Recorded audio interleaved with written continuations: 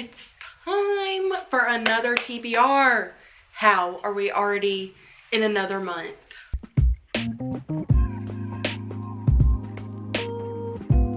I feel like with TBR videos, I try and stick to the same kind of format, but since we have so many different things going on with our TBRs now, where we have wrapped books and TBR prompts to pick from, I'm just gonna go right into it however I deem fit to go into it. If you haven't seen my TBR for January, I picked out 12 books. I technically picked out 3, and I had 3 of my best friends pick out 3 each for me, so I have a total of 12. And I have 1, 2, and then 4 through 12 left. We picked number 3 last time. So what I'm gonna do is get a random number generator, and we are going to pick out a book. I'm a little nervous too, because you'll see on my January wrap up that will be out next week. The first wrap book I picked was not so hot on my list, but that's okay. We're just going to go with it. Okay, so we got a number. Number 7. I do not remember what this book is. I remember some of the books that were put in here, but I honestly don't remember a lot. So here's number 7. I'm trying to feel if it's it kind of feels like a hardback. I think it's a hardback. I do not know what this one is. I have them listed in my phone, but I don't remember what they are. But I'm gonna try and open it and show you guys before I look at it. It's definitely a hardback. I'm trying to get all the paper off, but I'm gonna show you guys. Hopefully I don't hold it like upside down. There was a sticker on this one. I can feel sticker residue. I don't know. Okay. Okay. I'm excited. I am very excited. I am going to be reading This Vicious Grace by Emily Thiede. This one was recommended to me by my friend Rachel over at the Bestie Book Sleeve, and she loves this book. She was like, Kendal, you must read it this year, and honestly, she's not lying, because it's been on my TBR for probably 2 years now, and obviously, it's a beautiful, beautiful cover, and the inside is this beautiful yellow with a lemon on it. Love. And the end pages have little leaves, so I love that. This one says, 3 weddings, 3 funerals. Elisa's gift from the gods is supposed to magnify a partner's magic, not kill every suitor she touches. Now, with only weeks left until a hungry swarm of demons devours everything on her island home, Elisa is running out of time to find a partner and stop the invasion. When a powerful priest convinces the faithful that killing Elisa is the island's only hope, her own soldiers try to assassinate her. Desperate to survive, Elisa hires Dante, a cynical outcast marked as a killer, to become her personal bodyguard. But as rebellion explodes outside the gates, Dante's dark secrets may be the biggest betrayal. He holds the keys to her survival in her heart, but is he the one person who can help her master her gift or destroy her once and for all?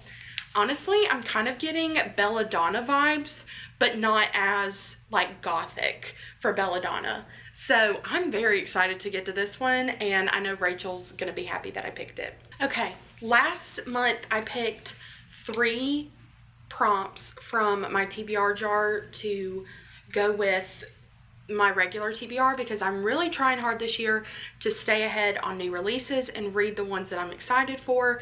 And so I really want to get into those and see what I can accomplish, but I also really want to keep reading my backlist, obviously, and trying to get that number down of books I own that I haven't read yet. So we're just gonna get right into it, give this a little shake, and then we're gonna pick out 3, and I will go get the books because I'm gonna have to scour my shelves, and then I will come back and show you guys.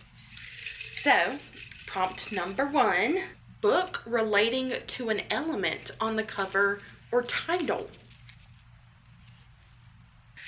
The next prompt that we have is read a blind pick from your shelves. I'm just gonna go in there and I mean, it's blind pick. What do you even consider a blind pick? And then our third and final prompt is to read a book that pops up on my Fable timeline. That is fun. So we're gonna go, again, it's not gonna be the first book that I see. It might be, but it's not gonna. But I use Fable like religiously now. So I'm gonna see what books people are reading that I want to read. So the first prompt I chose was a book relating to an element on the cover or title. And I was trying to find the title one, and I was having a little bit of a hard time trying to find one. But then I was like, it literally says on the cover or title. So I found one that I've been wanting to read a while now, and I've been trying to find a shorter one. Shorter books for the prompts sometimes because it's just easier, especially when I have a large TBR because of new releases that are coming out. So this one has a tree on it, and like you can't really see the ground, but there's a deer on it, so it's obviously standing on the ground. But I chose Godkiller by Hannah Canner.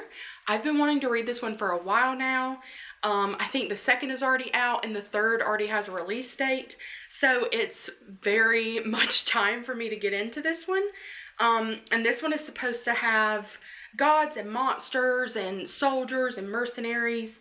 And it says that it's a fantasy debut, and it's for people who enjoy The Witcher and Gideon the Ninth. And while I've never read Gideon the Ninth, I love The Witcher. And it also says that this one is like quote unquote bone rattling. So I have a good feeling about it. And again, it's in a series, so that does kind of like worry me a little because I'm like, oh great, I'm getting into another series, but that's okay because this one again is a shorter fantasy book, and I just have a really good feeling that this one is going to draw me in right away. The next prompt that I chose was a blind pick for my shelves. So like I said, I have a few stacks of books in my office, which is my other room, and I haven't gone through them completely and like put them away like I should. But I just went in there and picked a random stack, and then I looked in the books that were in that random stack, and I chose a book randomly, or not randomly, but based on my mood, because I am leaning into my mood reading this year. And I chose In the Weeds by B.K. Borison. I really want to get back into more of B.K. Borison's books. I read Love Like Farms 2 years ago, which doesn't even feel like it was 2 years ago, but I really enjoyed it, and I bought the rest of the series like right after. So I'm very excited to get into this one. This one does kind of, I don't know, I'm like a little nervous about this one because it is like it starts off with a one-night stand, which is not something that I typically read. And I'm a little nervous about that because that's just like, I don't know, that's just not what I'm used to, I think. And so I'm curious at how the author is going to like go about creating romance and creating a story out of that. But I'm very excited. Again, I love her writing and I think it's so fun. And this one, I don't know where it's taking place. I think it's taking place on the Christmas tree farm, but I don't know what that's going to look like now that Christmas is kind of over in this book. I think this one takes place in the spring, but we will see. All I know is that this is like a grumpy sunshine trope, and the girl is a social media influencer, and the guy is obviously like a grumpy farmer, and I'm gonna assume that something happens to where, you know, the sunshine eventually gets the grump. And the last prompt we chose was a book that pops up on my Fable timeline. And so I went on Fable, and I'm not gonna lie, I was having a little hard of a time because I was like, what's a book that I'm in the mood to read? What's a book that I own that I don't have to buy for my TBR? And luckily one of my patrons that I follow on Fable, and she follows me, is currently reading a book that is already on my TBR for this year, or for this month, and I'm like, I'm gonna use it. So that book is An Ember in the Ashes by Sabaa Tahir. Liv is doing a read-along on her Patreon where she's going to be reading one of these in the series each month. And so she's starting it in February, and you have the whole month of February to read An Ember in the Ashes. And I'm very excited about it. I love the vibes that you get from An Ember in the Ashes. I've had a friend compare it to the kind of like ferocity and fantasy world that Game of Thrones has, and that kind of draws me in. So I'm kind of expecting like Throne of Glass meets Game of Thrones in a way, but I also am like, that's setting my expectations really high. But I've literally heard nothing but good things about this series, and it's been out for so long that it's about time I got to it. So we are going in this one pretty blind, but I have high hopes that it's going to blow me away. The next book that I am going to be picking up is actually a February release, and I am going to be reading it for my Patreon book club, which, if you are not aware, I do have a Patreon. It's called the Dreamy Dragon Den, and we have movie nights over there, hangouts every month. We do read-alongs sometimes, we have readathons, and we do weekly sprints, and it's just a really fun, like, cozy book community that's really tight-knit. So if you are at all interested, please check out the link below. But we are going to be reading A Killing Cold by Kate Alice Marshall for my book club this month, and it's going to be so good. I feel like we are very in the need of a thriller in my book club because we haven't had one in quite a while, because we do typically, I feel like, stick to fantasy because it's a very heavy fantasy based, you know, community. So I'm very excited for it, but I haven't read a Kate Alice Marshall in a few years either, and this one is taking place in a manor where there's a lot of lies going around and a lot of deceit and two people trying to, you know, one day hopefully get married. And it kind of reminds me of the movie Ready or Not, if you've ever seen that before. So I'm very excited to dive into that one, and hopefully it makes for a good discussion. The next book is one that I recently bought, and I'm going to be doing a buddy read with my friend Elizabeth over at A Little Life of Books. And I'm going to be reading A Crown So Silver by Lyra Selene. If you've been on my channel, you know that I absolutely love A Feather So Black. It's one of my favorite books of all time, and it was my favorite book that I read last year. And this is the sequel to that book. And the thing that I love about this one is that it's taking place in winter, and it has been very chilly over in South Carolina recently. We even had snow last week. And so I feel like it's the perfect time to dive into a fantasy series that I love, and one that takes place around the same time of year. But I am just hoping that I get more of those Celtic, you know, mythology vibes that I got from the first book, while also getting some romanticy from, you know, having such a high fantasy world, but also having some romantic interests that are thrown around in here. And the first book ended on quite a good cliffhanger, so I have no doubt in my mind that this one is probably going to exceed my expectations, because Lyra Selene honestly cannot do any bad thing in my mind. The next book that I'm going to be reading is for an in-person book club that I meet with. We usually meet every month. I think we're going to try and do closer to 2 months after this book, because it is such a big book, and I think the audiobook itself is over 28 hours, which is very intimidating for me, but I think that, I'm pretty sure Onyx Storm was longer than that, and I read that book, so I can do it. But the book that we're going to be reading is The Will of the Many, which I have recently heard of. You would think that I would know more about that one, but I didn't. This book is by James Islington, and it's the first in a series. I am a little intimidated and a little nervous about this one, not only because of the size, but because I have seen a lot of people who like this one have read Brandon Sanderson before, and I tried reading Mistborn and it just was not for me, and I had a really hard time getting into that world, and so I'm a little nervous when it comes to high fantasy books. But I have been made aware or, you know, warned that this one is not at all like Mistborn, that it is complicated at first, but it becomes easier to understand and it's just very entertaining. So I'm going to trust the opinions of those people that have said that to me. But basically, you are following this character, and he is an orphan, or so he says, but he says a lot of this stuff to get into this school, this academy, but really he is there for alternative reasons. He is trying to find, he is there to try and solve a murder, find an ancient weapon, and uncover some secrets from the Republic. It's kind of reminded me of Star Wars in a way as well, so that does excite me. But there is a hierarchy that he is trying to hide from, and he knows that he will die, you know, if he gets caught sneaking around like he is. So it sounds really intriguing. And the rest of these books are coming out in the month of February. I have most of them either pre-ordered or ready to read, whether that's on my Kindle from NetGalley or, you know, I've pre-ordered the Kindle version, so I'm ready to go. But the rest of my TBR will be new releases that haven't been released yet. The first one is First Time Caller by B.K. Borison. I really didn't think that one through. I did not think it through that I was going to be reading 2 B.K. Borison books.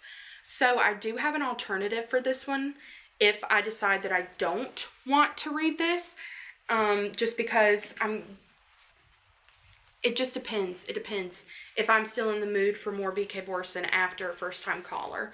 But I talked about all of these books as well on my anticipated releases. So if you want to know more about those, check that video out.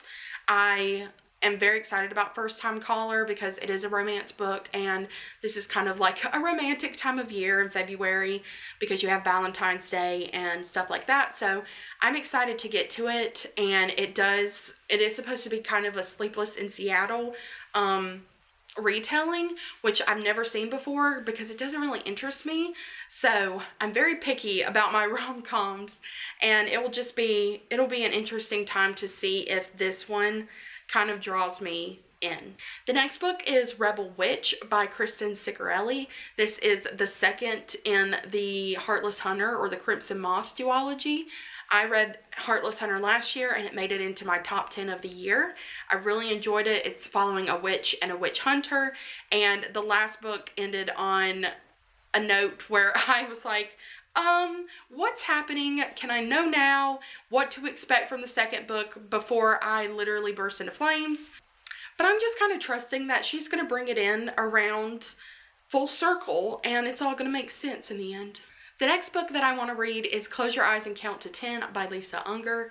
I'm very excited. I haven't read a Lisa Unger book before, so I don't really know what to expect going into it, but it sounds really cool because this is a book where there's like a game happening on an island, or multiple games happening on an island with a bunch of people who, you know, obviously need money and are trying to win it through these games. But I'm assuming these games are going to be deadlier than, you know, you think. And it just seems like it's going to be kind of like a reality show meets a crime drama.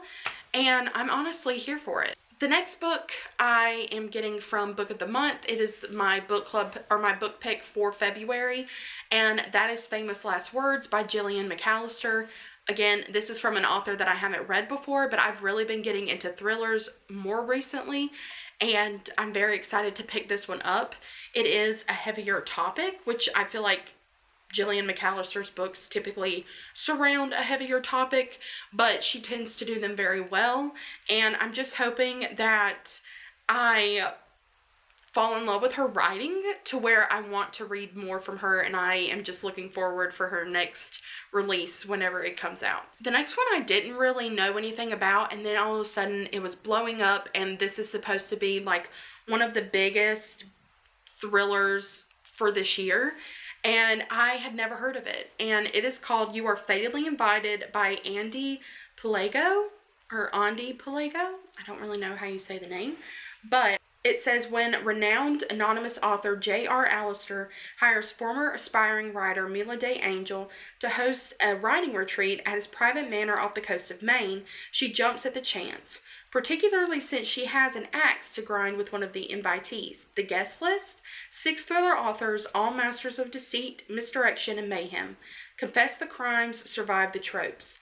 Allison and Mila have masterminded a week of games, trope-fueled riddles, and maybe a jump scare or two, the perfect cover for Mila to plot a murder of her own. But when a guest turns up dead and it's not the murder she planned, Mila finds herself trapped in a different narrative altogether. One by one, you'll lose your turn.